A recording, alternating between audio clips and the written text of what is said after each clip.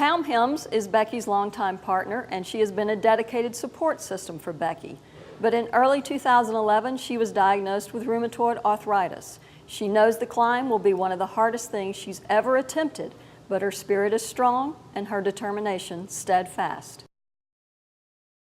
My name is Pam Hilmes, Pamela Joanne Hilmes, and I'm 54, and I'm a native Houstonian. And worked for ExxonMobil. So everything was fine up until I was about 8 years old, and then my father was diagnosed with cancer.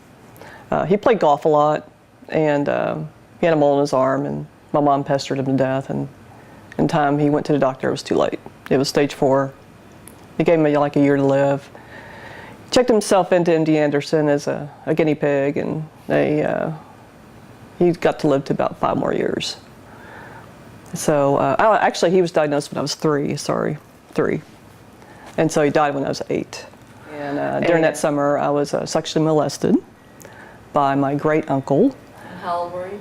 8 or 9. And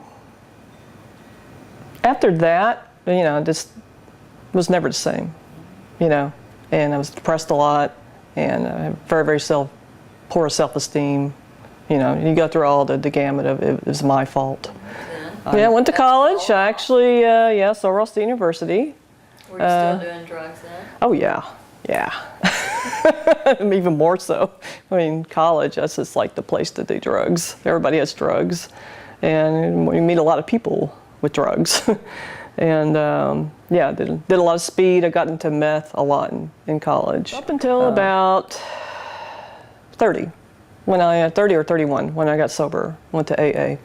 One of many therapists, she finally looked at me and said, "I can't help you until you help yourself, until you quit drinking. So we could meet, but it's not gonna do any good." She just set the rules, and that was it. And so I guess it kind of clicked.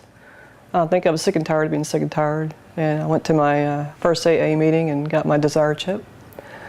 And I'll be celebrating 25 years in May.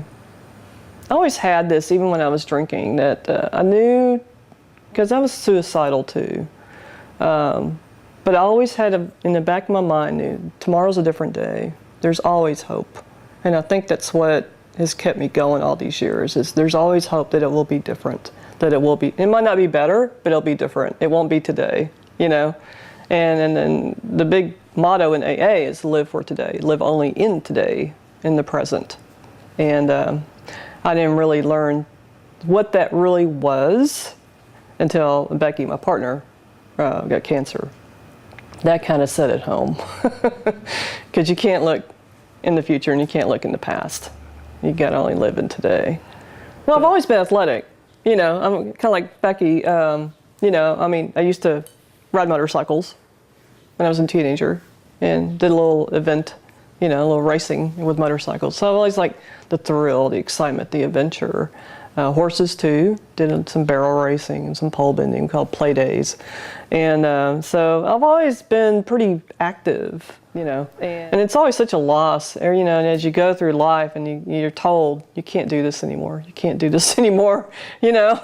Yeah, like I'm sitting here now, I just ache. But I just got through walking 6 miles, so that might have something to do with it.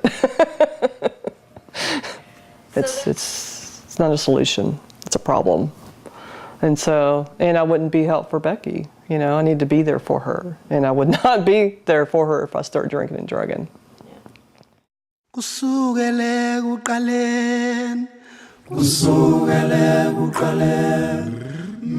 Kilimanjaro. Just really want to focus on finding a cure for this horrible disease. And I want to walk for all the women that have died. And the ones that are still surviving. And I think it's really important, this is really important, you know, to me. Sorry. Well, how do you climb this massive mountain?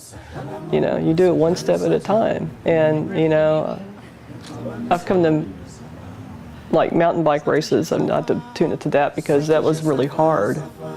You go into anaerobic debt, you feel like you're dying, you know, but you slow down, you get your bearings, You might pedal 1 mile an hour, but eventually you will get back on that track and you will join the race again. And that's the way it is. You might not be perfect, you might not do it perfect, you might be slow, it doesn't matter, as long as you do it.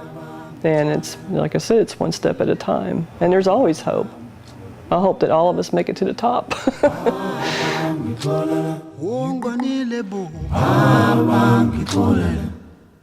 Babang,